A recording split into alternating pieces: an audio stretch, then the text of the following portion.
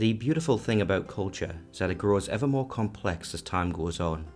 Like a tree growing towards the sky, a simple idea can become more complicated and lead to new traditions, rites, and common beliefs. Unless, of course, you're a goblin, in which case, your classic traditions include setting dogs on fire, and honestly, how are you supposed to improve on that kind of perfection?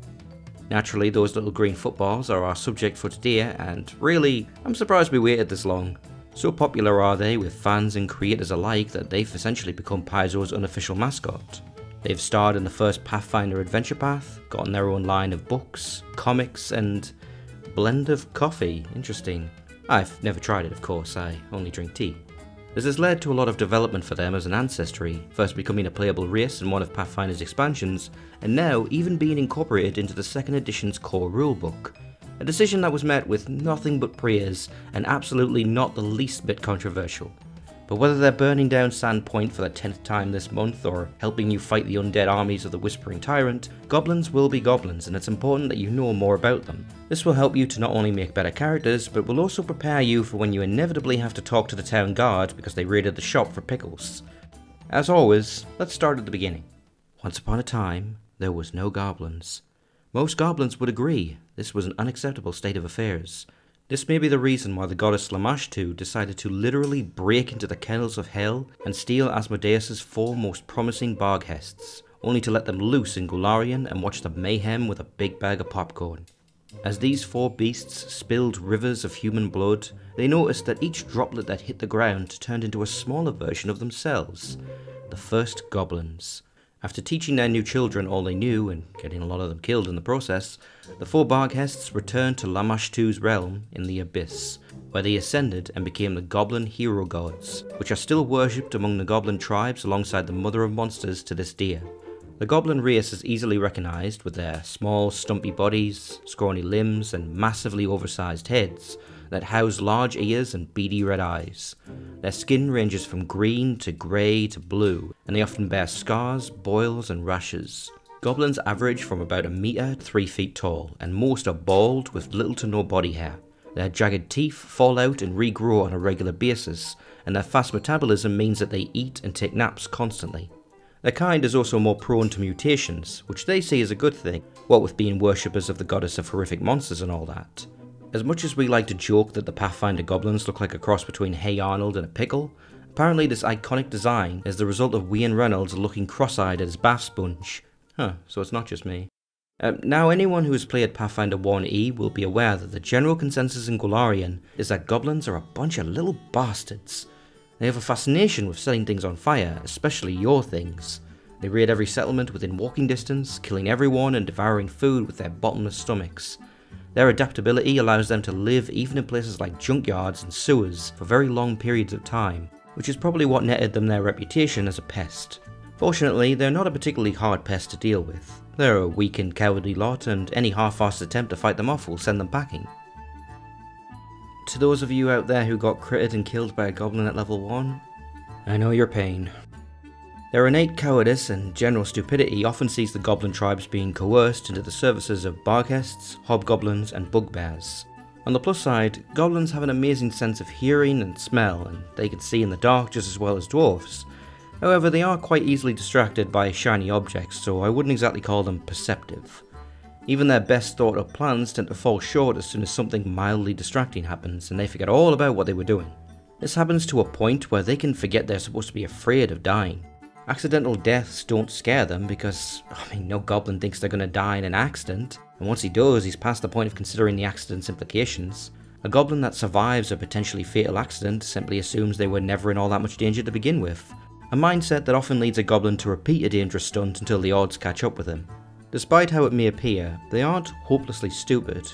A little education would make a hell of a difference, but the problem is that goblins despise the written word in all of its forms. They regard it as bad mojo to write or be around those who do because it steals the words right out of your brain, man. Obviously.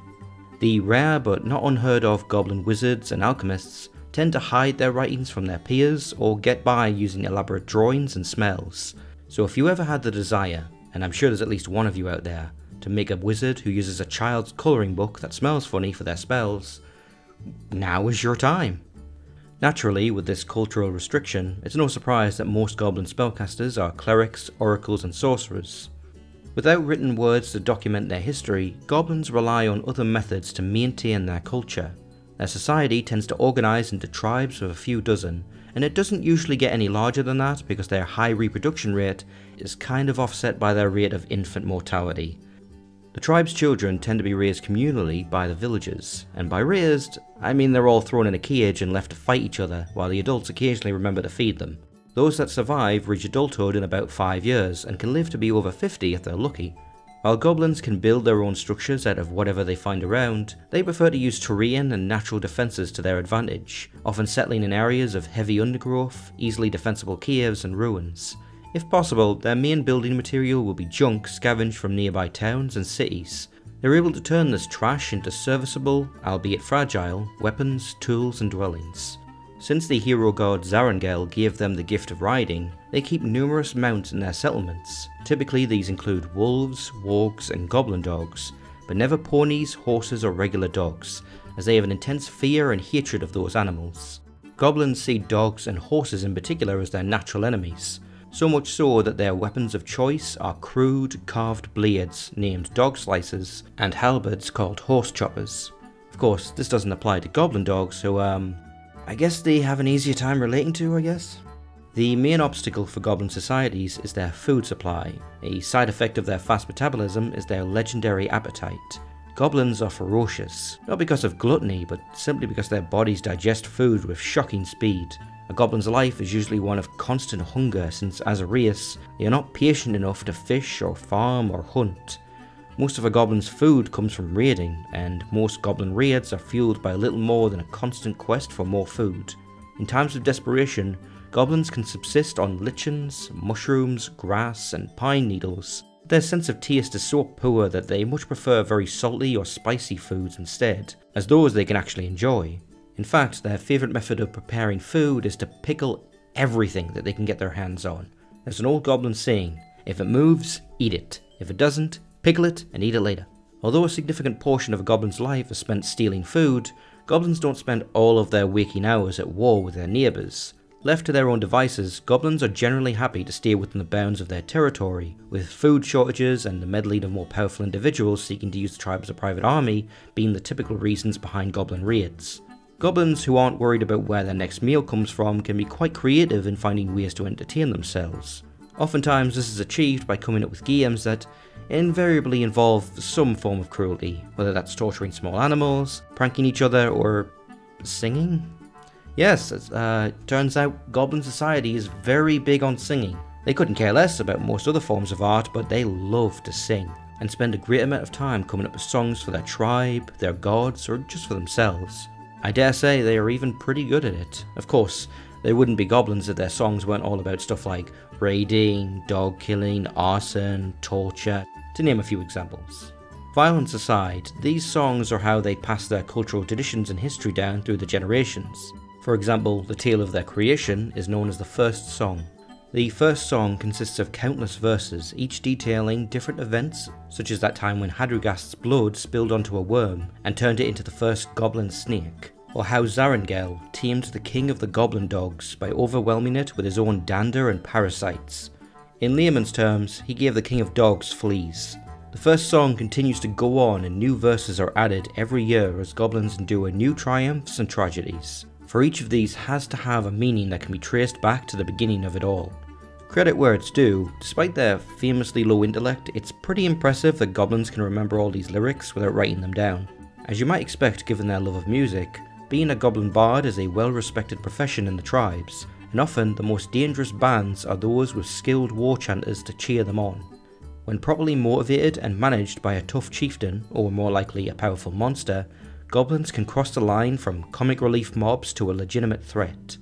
It's almost as if they grow smarter and more cunning as a group, but in reality it just increases the odds that one of them won't screw it up. When they do bother to think before they act, goblins will usually fight dirty. They rely heavily on ambushes, crawling into spaces where they can slash at passing feet, or climbing into high spots to fire arrows or drop bags of biting insects. Once a group of goblins feels they have the upper hand, their sense of wild bravado kicks in, and they attack with reckless abandon. using cheap tactics like throwing sand at the enemy's eyes and stabbing them in the back. Of course, their favourite weapon is fire, and they use it extensively, both magical and mundane. And if they can get their hands on some explosives, oof. While goblins aren't known for handing out military stripes, they do recognise greatness in their ranks whenever a goblin pulls off a great raid or fights someone more powerful than themselves, awarding them the title of hero. You know, like that time they tried to burn down Sandpoint. No, I mean the time it sort of worked, not those other times. Now, I've brought up fire a lot, and that's not just me being a hack writer. No, they really, really love burning shit. It's not just their favourite thing to do, it's a central part of their religion, and also the leading cause of death in their communities. Goblins worship fire as the greatest gift given to them by their gods. They learn to build fires from a very early age and continue utilising this skill every day for the rest of their lives. That is until it kills them. The ability to bend this element is the most coveted skill for goblins and a sign of prestige in their society. If you ever find yourself going up against goblins, I sure hope one of you brought the Create Water spell. So now that we've established how absolutely wonderful these little buggers are, you might be shocked to learn that polite society is not a fan, and will regularly hire adventurers to kick their asses. While goblins do a bang-up job of camouflaging their homes, the distinctive smell is a bit of a giveaway. Fortunately for goblins, they breed like homicidal rabbits, and their quest for more food has spread them to every corner of the globe, with each of these various tribes developing their own unique cultural identity, so they're definitely in no danger of going extinct. Goblin tribes have been encountered in deserts, on glaciers, atop mountains, deep in jungles, far underground, and by the time of Starfinder, even in space. In the grim darkness of 40,000 AR, we might not have Golarion anymore, but like the little green cockroaches that they are, goblins persist. Given a choice, most goblins seem to prefer coastal areas for their lairs, likely due to their preference for heavy amounts of salt in their diet, and since other races also like to settle near coasts for dumb reasons like trade and tourism, this gives them an excellent opportunity to raid and scavenge off their neighbours, thus making sure that the goblin traditions remain as they always have. Despite their apparent reliance on other races to steal from, goblins can thrive even in remote locations. Over the course of several short generations spent in these rugged regions, the hardiest goblins survive and pass on their traits to their offspring. Much like elves, goblins seem to take on the characteristics of their habitat, although this is less magic and more rapid mutation. Examples of this include frost goblins, whose skin has adapted to help them blend in and survived in Arctic environments, ranging in colour from a light ice blue to a dark blue grey. While most goblins are hairless, frost goblins occasionally sport blue fur similar in texture and density to that of their bugbear cousins. And if that's not the kind of fur you're into, don't worry, we've got you covered.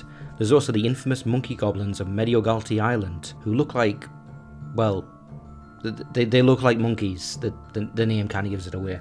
They can even swing around on their little tails, it's adorable. Monkey goblins never manage to spread much further than the island, what with their tendency to jump off high places. It doesn't usually work out when there's no trees to grab onto.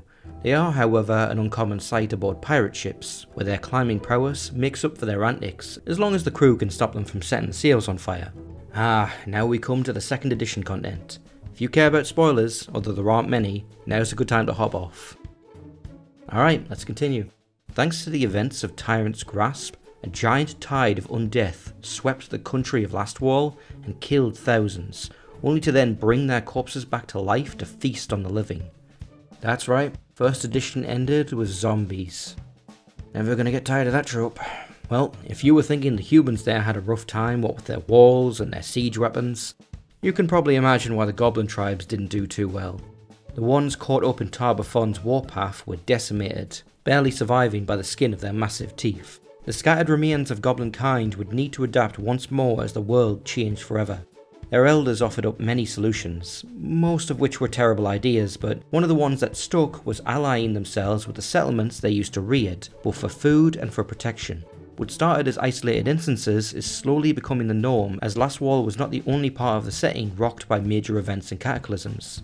These events are pushing goblins and other sapient races towards finding reasons to work together rather than against.